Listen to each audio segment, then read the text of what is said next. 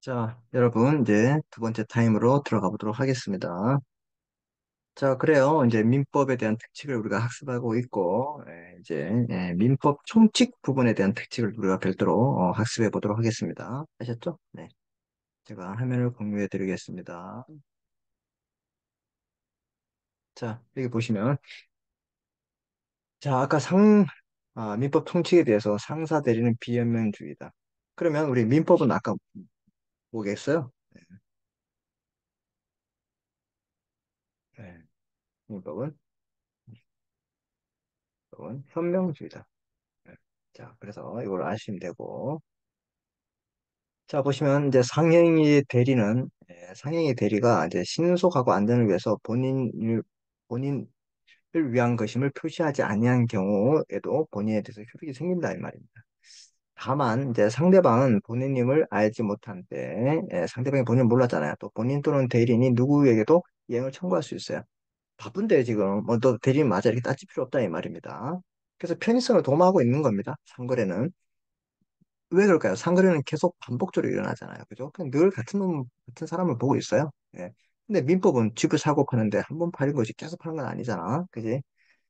자, 이것은 민법의 현명주의에 대한 예외라고 하고 있습니다. 이러한 특징은 상행위의 대리 행위는 보통 상업사용인에 의해서 이루어지는 경우가 많다. 자, 보세요. 상업사용인 지배인에 의해서 이루어진다. 대리인으로서의 지위에서 하는 행위임을 상대방이 알고 있는 것이 보통이다. 그러나 이러한 경우 반드시 대리권 자체는 당연히 존재해야 된다 이 말입니다.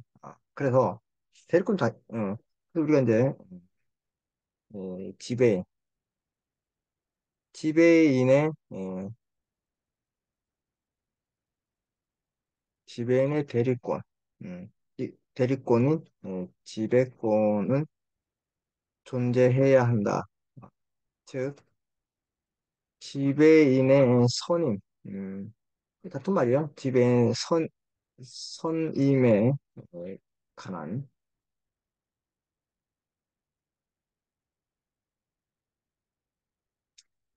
지배인의 선임이 있으면 지배권이 존재하죠. 이게 무슨 말인지 아시겠죠? 아까 이제 제가 이제 저번 시간에 다른 거하고 이게 뭐냐면 지배권의 선임이 있으면 지배권이 존재한다. 즉 음, 영업주가 음, 지 영업주가 지배인을 어떻게 해요? 선임 즉 영업주가 지배인을 선임하죠. 즉 이 말은 뭐예요? 지배인을 선임한단 말은 지배권을 수여한다. 이런 뜻입니다. 이해됐습니까? 자, 그래서 최소한 이렇게 보통 이제 지배인, 뭐 상업사용인 이제 중에서도 지배인, 특히 이제 지배인에서 많이 이루어지죠. 아니면 뭐 부포사나 물판사 이런 사람들에게 이루어진다 이 말입니다. 늘 같은 사람들 뭐 계장님이나 부장님이나 그다음에 뭐 지점장이나 이런 사람들 있죠. 본부장이나 이런 사람들에 서 이제 대리권을 줬기 때문에 즉 지배인의 대리권의 지배권이 존재해야 되는데 즉 지배인의 선임에 의해서 지배권이 존재합니다. 그 지배인은 다른 부포사나 또 물판사를 어떻게 선임할 수 있죠? 즉 영업주가 지배인을 선임하면 선임 음,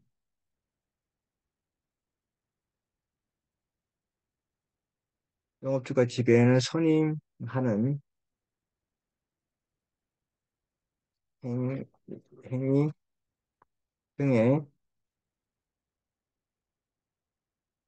영업주가 지배인을 선임하는 행위 등의 지배권을 수여하여야 한다 이런 말이죠. 그러면 이제 지배권이 생기는 거죠. 그럼 대리인으로서 역할을 할 수 있다 이 말이에요. 음.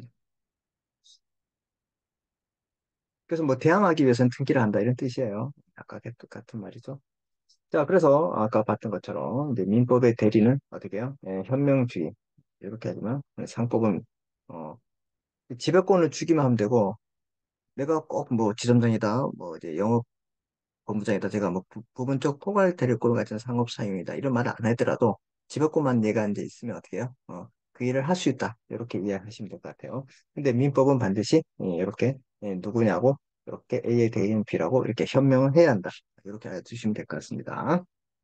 자, 이런 대리권은요, 자, 보세요. 상인이 그 영업에 관해서 수여한 대리권은 본인 사망으로 소멸하지 아니한다, 이 말입니다.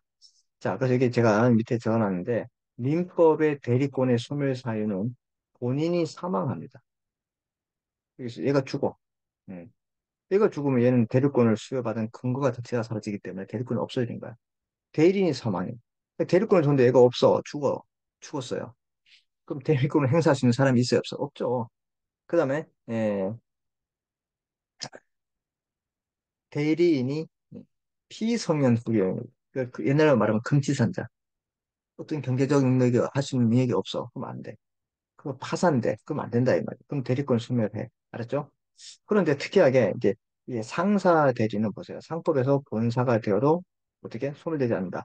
상법에서 이제 개인 사년이 이제, 본인이 이제 사망해도, 뭐, 이 대리권이 존속하지 않는다. 왜? 대리권은 계속, 이제 상인 같은 경우는 이 사람이 회사가 어떻게 해요? 이 사람에게, 뭐 이게 대리권을 줬는데 이 사람이 죽거나 없어졌다.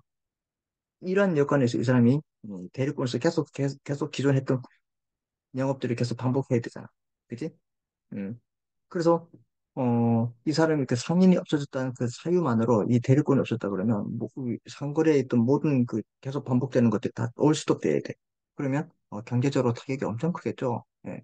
그래서 그것들을, 미연에 방지하기 위해서, 상인이 그 영업에 관해서, 모든 영업이 아니라 그 영업입니다. 그 자기가 맡은 영업에 대해서 수요한 대리권은, 그래서 이제 지배권이라 하면 돼, 지배권. 그죠? 수요한 지배권은 본인의 사망으로 소멸하지 아니한다. 그래서 민법의 일반 원칙에 따라 본인이 사망하면 대리권도 소멸하는데, 이러한 원칙에 따라서 상업 사용이나 이러한 민법 원칙에 따라서 상업 사용이나 대리상의 권한이 본인 사명으로 당연 소멸된다고 하게 되면 그 상속인이 대리권을 수여할 때까지 기업 활동은 중단될 수밖에 없다 이 말입니다. 어차피 대기업의 오너가 죽더라도 그걸 이제 상속하고 승계하면 되는데 그 죽었을 때 승계할 사이에 텀이 있다 해가지고 어떻게 대리권이 없으면 대기업 총수가 죽었어요. 그럼 이 사람이 어차피 승계돼가지고 이 사람 이어서 하는데 그 완전히 승계될 때까지 이 텀을 인정하면 지점장이나 본부장들이 그럼 뭐 일을 못해? 일을 할 수 있잖아. 그죠? 그래서 이 상속이라는 제도가 있기 때문에 그 텀을 인정해주면 안 돼. 이 대리권을 가진 지배인들이 충분히 일을 할 수 있기 때문에 그렇다 이 말입니다. 근데 민법은 그렇지 않다 이 말이죠. 그러나 대량적 정량적으로 이루어지는 상거래는 거래 당사자인 상인의 개성이 반영될 여지가 없기 때문에 이 결과는 몹시 부당한 것이 될 수 있다 이 말입니다. 그래서 어떻게 해요? 당연히 본인이 죽어도 사망해도 대권 소명하지 않는다. 네, 이거 꼭 기억하시기 바랍니다. 자, 그다음에 이제 상사 소멸시효인데 상사 소멸시효는 이제 우리 소멸시효는 시간적 효력에 의해서 그 효력을 어, 시간적인 흐름에 따라서 시간이 어느 기간 일정 동안 딱 맞춰지면 효력이 없어지는 걸 우리가 소멸시효라 합니다.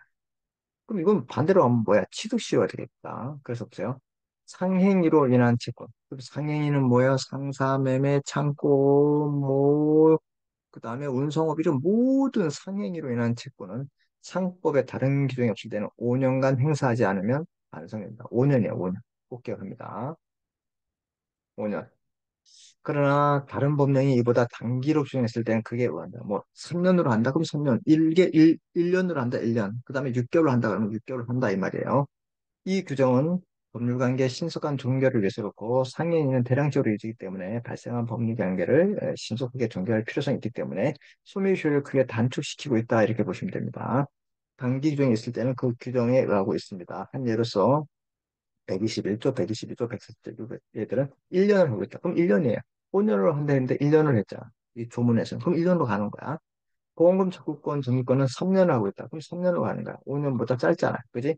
보험료 청구권 2년간, 민법에선 3년간 게 있으면 이 규정이 있으면 이 규정 따라. 그 원칙은 어떻게 된다? 5년인데 이거보다 더 작은 기간이 있으면 그 작은 기간은 인정해준다. 이렇게 여러분이 기억하고 있으면 될 것 같아요. 자, 우리 민법의 일반 채권은 10년이고요. 소유권 이외의 재산권은 20년이야. 또 변호사 비용 같은 것은 3년이고, 그다음에 음식비, 학원비는 1년이야. 이게 민법이야. 그럼 상사 채권은 일반인 뭐라 했어? 일반 채권이 5년을 했잖아. 5년. 그런데 이거 더 짧은 거 3년짜리도 있고 그다음에 2년짜리도 있고 1년짜리도 있어요. 6개월짜리도 있습니다. 꼭 기억합니다. 이게 뭐냐면 대리상하고 공중접객업은 6개월이에요. 무슨 일 아시죠? 그래서 이건 꼭 기억합니다. 그래서 6개월짜리가 있다. 대리상하고 공중접객업은 6개월이다. 네, 이렇게 기억합니다. 자, 그럼 소멸시효의 반대는 뭐예요? 취득시효죠? 네, 그럼 소멸시효 보세요. 당사자가 주장 항변한다 이 말입니다. 그 채택기간이란 말이 있는데 법률의 규정이고 다툼이 발생하면 법원이 알아서 판단하는 걸 채택기간이라고 그래요. 예를 들어서 이제 A가 이제 외상으로 밥을 먹었어요. 아니면 A가 외상으로 학원을 들었어요.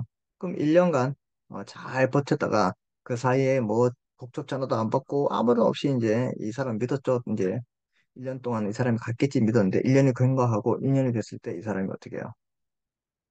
소송을 제기했습니다. 그 판사님이 딱 봤을 때 어떻게 되죠? 아, 왜 너 왜 이게 학원비를 안 갚냐 했을 때 내가 뭐 어차피 뭐 갚았다 이렇게 배째라 이런 식으로 하고 있어요. 근데 판사님이 이제 판사가 딱 봤을 때 와, 이 사람이 이게 소멸시효를 주장하면 이 권리가 없어지는데 참 딱하네 해가지고 이봐 당신 소멸시효를 주장해. 그러면 이 권리가 없어져. 이렇게 말을 하는 순간 무기평등의 원칙에 의해서 그 말을 할 수 있다 없다? 없다 이 말이야. 왜? 이런 소멸시효는 항변, 자기가 알아서 주장해야 된다 이 말이야. 당사자가 주장해야지만 항변 사항이야. 그렇다고 법원이 야, 너 이거 야, 누구 뭐냐? 소멸시효인데 얘기해봐봐. 그럼 끝나. 이렇게 하면 다른 사람은 뭐야? 안 되지. 근데 이게 만약에 제척 기간이라 그러면 이제 법에 어떻게 해요? 규정이 돼 있어가지고 이거 소멸시효로 소멸한다 이런 규정이 아니라 그냥 제척 기간으로 돼 있다. 그럼 1년짜리 제척 기간이라면 법원이 알아서 이건 1년 동안 행사하지 않으면 없어집니다. 이게 스스로 말해줄 수 있는데 이게 소멸시효면 그렇게 말을 못한다 이 말이야. 그래서 이 소멸시효가 중요한 거예요. 그래서 상사시효는 원칙은 5년인데 5년보다 짧은 것도 인정해준다 이렇게 되는 거예요. 이해됐지?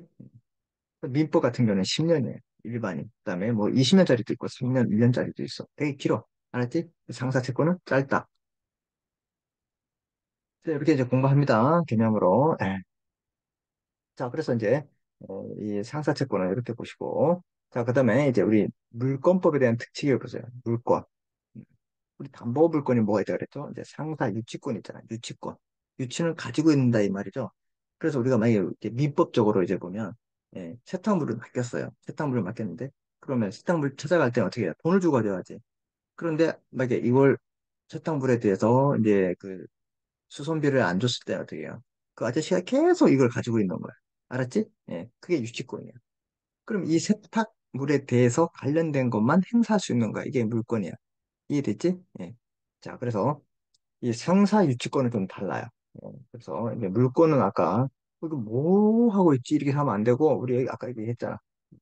여기 물권에 대해서는 대리와 이제 소멸시효를 보고 이제 이 민법 총칙에서는 물권에 대해서는 이제 유치권과 질권에 대해서 보고 채권에 대해서는 계약에 대해서 이렇게 본다 이렇게 말씀드렸잖아. 그럼 지금 여기를 보고 있는 거예요. 이렇게 하고 이렇게 순서대로 가는 거예요. 알았죠? 네. 자, 성사 유치권, 민법의 유치권이 아니라 상법의 유치권인데, 자, 유치권이란 타인의 물건, 동산이나 부동산. 자, 부동산은 이제 움직이지 않는 토지 및 그 정착물을 우리가 부동산이라 합니다. 토지 및 그 동산을 움직일 수 있는 것. 타인의 물건을 점유하고 있는 자가. 유치권이란 타인의 물건을 점유하는 자가 그 물건에 관해서 결론성이야. 그 물건, 세탁물에 대해서 발생한 채권을 변제받을 때까지 그 물건을 유치하고 이로써 채권의 변제를 간접적으로 강제하는 권리이다. 이게 맞잖아. 우리가 이걸 맡겼을 때 어떻게 된가? 세탁물을 맡겼을 때 그 물건에 대해서 우리가 세탁물을 돈을 줘야지만 이 옷을 사갈 수 있잖아. 그럼 아저씨는 이거 그럼 이 아저씨가 이제 이 세탁물에 대해서 어떻게 해요? 유치를 해야지 세탁물이 아닌 다른 걸 유치할 수 있을까 없을까? 없다 이 말이야. 이게 민법이야.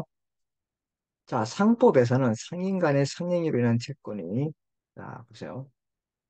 얘는 이제 이 유치권이라 했을 때 오는 민법이지만 상법에서 이제 우리가 배우는 상법에서 상인 간의 관계에서 상행위로 인한 채권이 변제기에 있을 때 서로 이제 갚아야 될 시기에 있을 때 채권자는 변제를 받을 때까지 그 채무자에 대한 상행위로 인해서 자기가 점유하고 있는 채무자 소유의 물건 또는 유가증권을 유지할 수 있다. 아, 자기가 점유하고 있어요. 그 다음에 채무자 소유의 이런 것들이 다른 거야. 채무자 소유의 물건이나 유가증권, 뭐 엄수표 같은 거, 그다음에 그 주권 같은 거 유치할 수 있고 당사자의 다른 약정이 있으면 그러지 아니합니다. 그럼 야 이거 못한다 했을 때는 안 되는데 이런 약정이 없으면 가질 수 있어. 이러한 규정은 상사 채권의 물적 담보를 강화하기 위해서 요건을 이제 완화하고 있단 말은 민법 같은 경우에는 보세요. 그 물건에 가서 하지만 상법은 그 물건이 아니라 다른 거에 대해서도 유치권 행사할 수 있다. 이렇게 그 요건을 완화하고 있다. 이렇게 보시면 돼요. 그래서 이거 보시면 어떤 걸 완화하고 있는지를 보시면 상사 유치권이 성립하기 위한 요건은 다음과 같습니다. 채권자, 채무자 모두 상인이어야 돼. 상인. 당연히 상인이어야 되겠죠. 상인이어야 되고 유치물은 물건 또는 유가증권에 한정돼.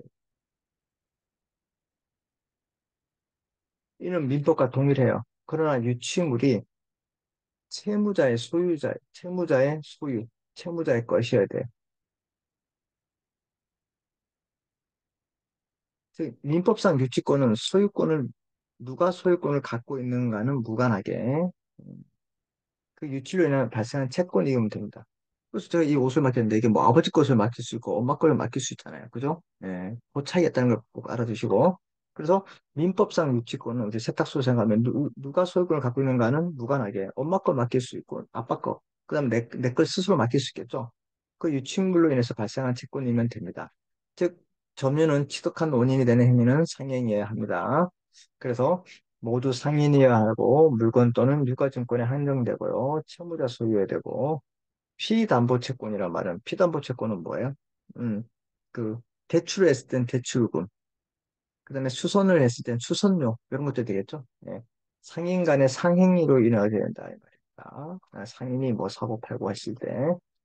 자, 그다음에 유치물과 그 피담보채권 우리가 이제 그 수선료 이런 것도 주는 거죠. 예, 결련성을 요구하지 않는다 이 말입니다.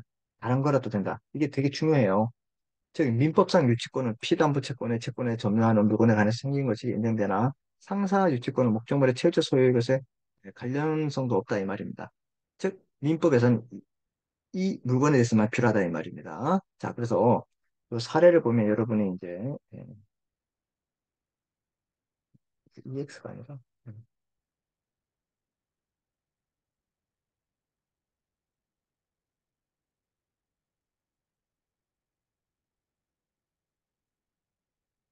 사례를 보시면 자, 이거 봐봐봐요. 자, 이거 진짜 중요합니다. 사례. 자, 보시면 이거 보시면 이제 이해가 될 거야. 자, 보세요. 운송업과 창고업을 동시에 하는 A가 있어요. 그럼 A는 뭐 하는가? 운송업도 하고 창고업이란 말은 이제 뭐 컨테인 박스도 있고, 우리가 이제 뭐 이사하실 때 이사를 제때 못 들어가면 이제 물건을 쌓아두죠. 예, 그거 이제 맡아주는 것 같은 거 하는 A가 운송 주선인 B로부터 TV의 운송을 받아서, 자, 운송 주선인이란 말은 운송업이에요. 자기가 할 수 있고 아니면 이거 운송을 뭐 서울에서 부산까지 갖다 주세요 이렇게 하는 그 사람. B의 운송 주선인께 운송일을 생각하시면 되고, 운송 주선인 B로부터 TV를 운송받아 의뢰를 받아 이를 이행하였다. 그러면 B가 이제 A에게 얘가 운송도 주선인이에요, 주선인. 그죠? 그럼 지가 직접 갈 수도 있지만 얘는 운송업을 하고 있는 A에게 맡겼다 이 말이야. 뭐를 TV 운송을 맡겼다 이 말이죠. 그럼 보세요. A는 운임 채권을 가게 되죠. 왜? B가 이제 그 운송업을 하고 있는 A에게 어떻게 해요? 야, 이거 저 부산까지 옮겨주세요. 이렇게 했다 이 말이에요. 그러면 A가 어떤 채권? 운임 채권. 옮겼잖아. 운임 채권을 갖게 되고. 그런데 그 전에 B가 A에게 냉장고를 임치한 사실이 있었어요. 아, 그럼 보세요. 그럼 이게 창고업을 하기 때문에 둘이 서로 잘 알잖아. 얘도 이제 창고업과 운송을 하면 얘도 상인이고, 운송 주선인도 상인이고, 이해됐어요? 그럼 얘들이 그런 일을 하루 할까요? 계속 반복할까요? 계속 반복하잖아. 이해됐죠? 예, 그렇죠. 계속 반복하기 때문에 어떻게 되는 거야? 네, 잘 알고 있겠죠? 잘 알고 있겠죠. 그래서 이제 A가 운송도 맡기고 인지도 했다 이 말이에요. 음, 이해됐습니까? 그런데 A는 운임 채권을 가지고 있고 B 운임 채권을 가지고 있어요. 그럼 보세요. 이 운임 채권하고 이 임차하고 관계가 있어요? 아무런 관계가 없어요. 원래 이 운송에 대한 운임 채권은 별도의 채권이잖아. 근데 얘가 마침 창고업을 하면서 B의 냉장고를 가지고 있기 때문에 이렇게 말했어. 야, 너 운임 안 준대. 이거 B를 내가 유치하겠다. 이 냉장고도 어떻게?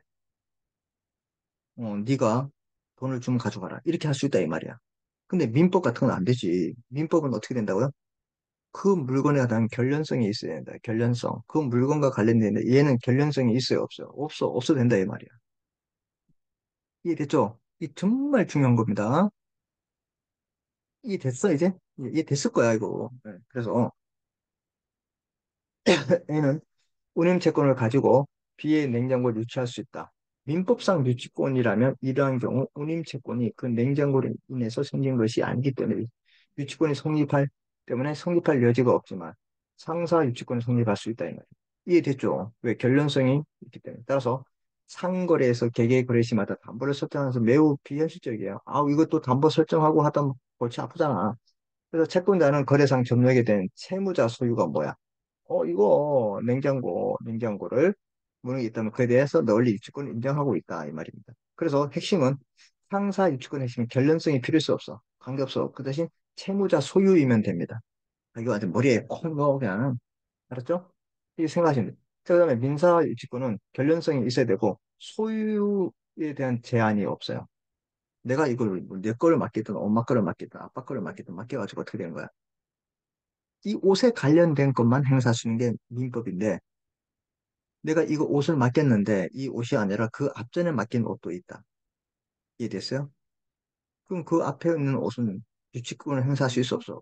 없지. 근데 같이 행사할 수 있는 게 상사 유치권이다 이 말입니다. 그래서 요거 사례를 꼭 기억하면서 이 내용이 무엇인지 읽어보시면 돼요. 그럼 상사 유치권은 민법보다 좀 완화됐잖아. 모두 상인이고 물건도 유가증권, 채무자 소유여야 한다. 상행위를 이뤄주고 결론성이 요구돼 안 된다. 한 가지 키포인트가 뭐해서 채무자 소유이고 결론성이 요구되지 않는다. 이거 반드시 기억해야 된다 이 말이에요. 이 사례를 통해서 알았죠? 이런 걸 중간고사에 내줘 뭘 내겠습니까? 이해됐습니까? 네. 자, 그래서 우리가 이제 보시면 이제 민법상 유치권, 일반 상사 유치권, 우리 대리상 가면 대리상 유치권, 위탁매매 유치권, 운송주선인, 운송인, 해상이 다 있어요. 그래서 여러분 이제 민법상은 피담보채권, 피담보채권은 뭐야? 뭐 담보 담보 담보된 그 대출금 같은 거죠. 아니면 이렇게 수선료 같은 거죠. 우리 상사 유치권은 상행위로 인해서 나타나야 된다 이 말입니다. 서로 빌리는 거. 그다음에 유치물은 제한이 없고 유치물의 소유권은 채무자 소유여야 돼요. 변련성은 요하지 않는 거 꼭 기억하면 됩니다. 그래서 채무자 하고 채무자 소유이기만 하면 되고 이게 내 건지 채무자 소유면 되고 변론관계에 요하지 않는다. 그런데 여기는 뭐가 필요하다? 네, 결련 관계에 필요한 게 일반 유치. 그래서 여러분들은 이거 왜 이랬지?